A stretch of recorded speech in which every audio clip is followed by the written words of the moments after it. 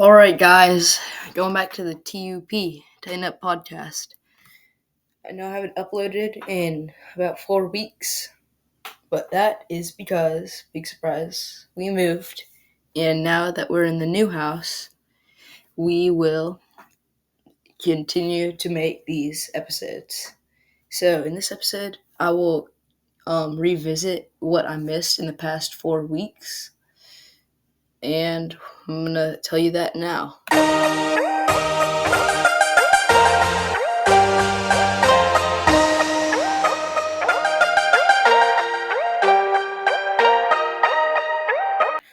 Alright, guys, starting with the bad news. If you've missed the past 4 weeks, Devondre Sweat, our second round pick out of Texas, missed not all of OTAs, but he got hurt. I'm doing quotation marks, you can't see me. Got hurt during OTAs. I hope he didn't get hurt. I don't believe he did because there was a short window he could have gotten hurt, and I don't believe he did. He just didn't want to go, in my opinion. He's a party animal, and he has conditioning concerns. And missed part of mandatory minicamp, which is not good. Not good at all. Will Levis, also on the first day of mandatory minicamp, was not making very good passes. But other than that, there's not much bad news. Other than Marcus May, safety that the Tennessee Titans could have gotten, was signed by the Miami Dolphins. So it's another player off the safety market, which we absolutely need because Elijah Molden is not going to cut it. What do you think? Will Levis did some questionable things with his girlfriend. Demonetize me, YouTube. Let me think. There's not much bad news I can really think of. I mean, I think a couple players got a little bit banged up, but mostly it's just Devondre Sweat it was just some bad news. The good news is, though, would be that Will Levis has stepped up during the mandatory minicamp and played very good. At least that's what I've heard. I haven't been there. But so, Jarvis Brownlee has been playing good. And so has Gabe Judy-Lawley, a free agent we signed out of Tennessee. We are interested in the defensive player of the year in the UFL, who's a defensive end, Breland Speaks. But so are the Panthers. Oh no, the Panthers are going to steal him from us because he would definitely rather go to the Panthers. Whatever, but I think that we have a chance of getting him to help our depth on the defensive line, which we do not have very good depth there.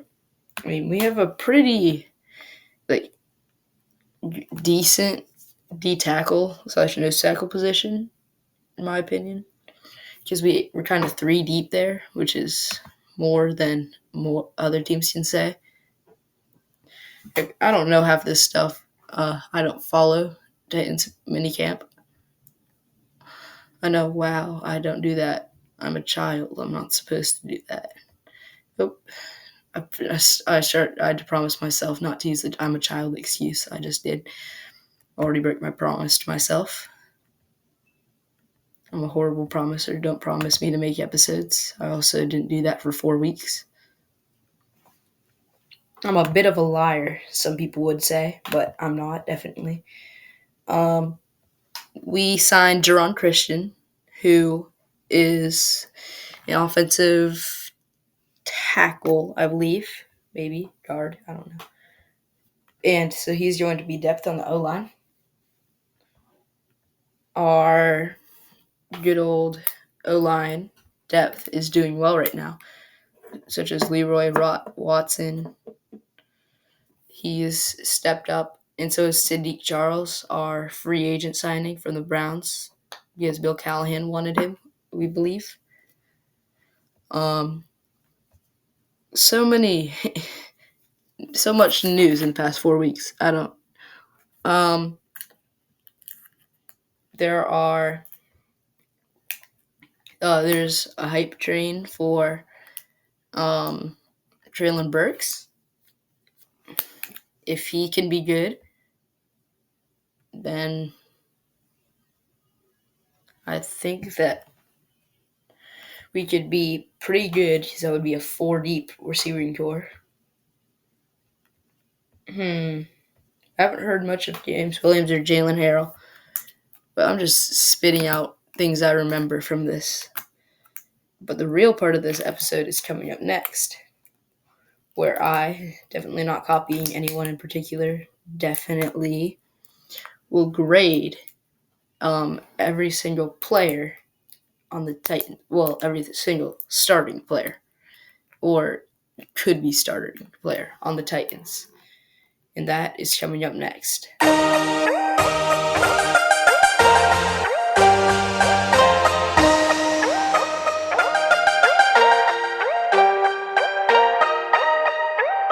All right. Sorry to stop you vibing from that absolutely W intro song that I use. So great. I'm going to be grading every player, for my opinion, which you probably really care about a lot on the Titans roster. Will Levis. William. I believe that he could be a great player, but he has not shown enough to be the good number one quarterback. I'm using ESPN rosters, by the way, so I'm just saying what they're saying because they're smarter than I am, without a doubt. Will Levis, I will give him at starting quarterback a C plus because he is not shown enough. Mason Rudolph as the second quarterback. I think that he is one of the best backups in the league. Definitely not the best, but I think that he's a great backup, and I'll give him an A minus. At backup quarterback, not at quarterback, at backup quarterback. For starting running back, we have Tony Pollard. I would be willing to give him a B plus because he has shown us something. By the way, A is like elite. A plus is elite. A is not quite elite, but still very good. A minus is like top 20. Wait, no, top 15. And B plus is like top 20. For second running back, Tajay Spears, I'm giving that an A plus. I think that he is an elite second running back in the NFL. There aren't many second running backs better than Tajay Spears, in my opinion. Wide receiver 1, Calvin Ridley. I believe that he is a top 15 player wide receiver in the NFL. That will be an A minus. DeAndre Hopkins at second receiver. He's definitely not the best second receiver. Didn't say that, never said that. But I think A is top 10, and he is A, definitely a top 10 second wide receiver. And Tyler Boyd, one of the best third receivers in the NFL. Well, he's a slot. I'm actually going to call it slot positions slot, and he's still very good at slot. I think he's going to be top 20 at slot. So, yes, he's aging. Yeah. So that will be a B plus for Tyler Boyd. Tight end, Chig Okonkwo. He has not shown me enough to put him anywhere higher than a B minus. But I don't think I can put him at B minus because he hasn't given me the production. I think he has what it takes, but I don't know if he's gonna do it. So, gotta give him a C plus. Josh Wiley at second tight end. I have to give him at second tight end. I'll give him a C plus. There aren't very many tight ends that are good in the NFL, so we don't really know. Left tackle, we got J.C. Latham. We hope if he slides in there. J.C. Latham. Well, I can't say. I actually can't say. So he's nothing right now. At left guard, we have Peter Skoronsky. I think he has what it takes to be a B plus, but right now I've got to put him at B because he hasn't shown enough to be anything higher than that. I think at the end of the season he could be an A. Could be. Center, Lloyd Cushenberry, A. I think that he is definitely a top 10 center in the league. Even that, what the haters say, dab on the haters. Oh, so here's what they say are right guard and right tackle are going to be. I don't think it. Well, actually, I think that right tackle is right. Yeah, I think that Dylan Radins will start. But Daniel Brunskill, I'm going to give him a C minus. I'm not going to give him a D because I'm saving that for much worse positions. And Dylan Radins, I also have to give him. I'm going to have to give him a D plus because he has not shown much. Okay, so at our left end, they say that we have Sebastian Joseph Day. And Sebastian Joseph Day, he's good, but I don't think he's like good enough to be anything above a C, so he's a C. Devondre Sweat, we don't know. Jeffrey Simmons, A plus, one of the best D tackles in the league. At outside linebacker, Harold Landry, he will be given a B plus because he has definitely played very well. I think that he is a top 20 outside linebacker. At middle linebacker, it's not looking good. We have Kenneth Murray, who I don't trust at all. I think he's a great person, but I don't know if he's the best NFL player. So I'm going to have to give him a C. Yeah, just a C. He hasn't shown me much for a first-round pick. And Jack Gibbons. I love him as a player. And as a second linebacker, he's going to be given a B, but I hope he doesn't start because that would be scary. Another outside linebacker, Arden Key. I don't know about that. He's a good player, yes, but I don't know if he's supposed to be our second outside linebacker. He's more of a third. So I'll give him, he's definitely not up there for best.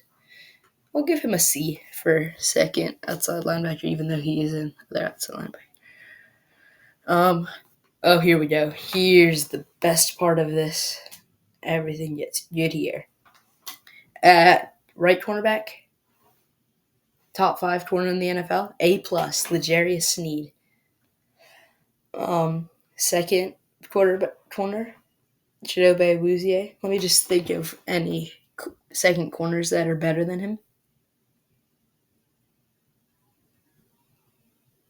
Okay, yeah, I'm gonna give him an A plus because I just believe that he's one of the best second, like going against the second guy corners in the league. Actually, you know what? I'm not gonna be that generous. He's aging and he's had injuries.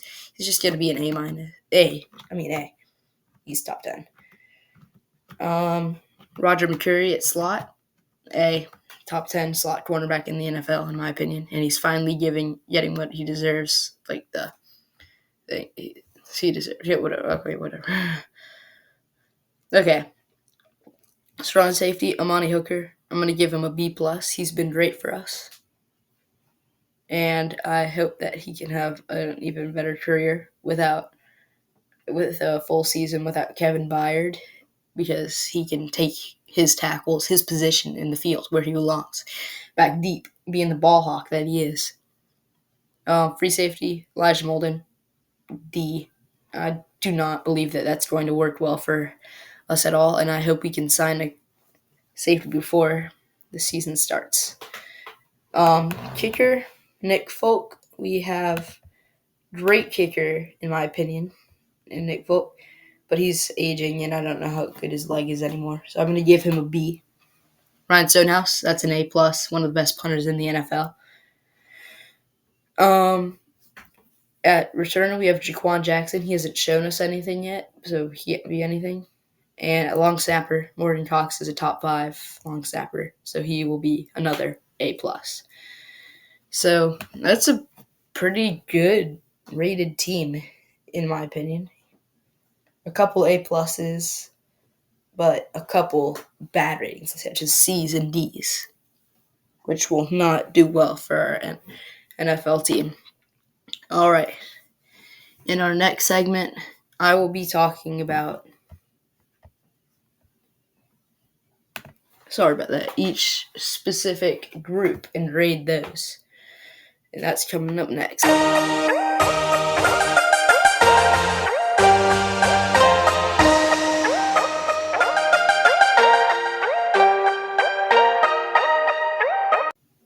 All right, guys. Now I'm ranking each position group.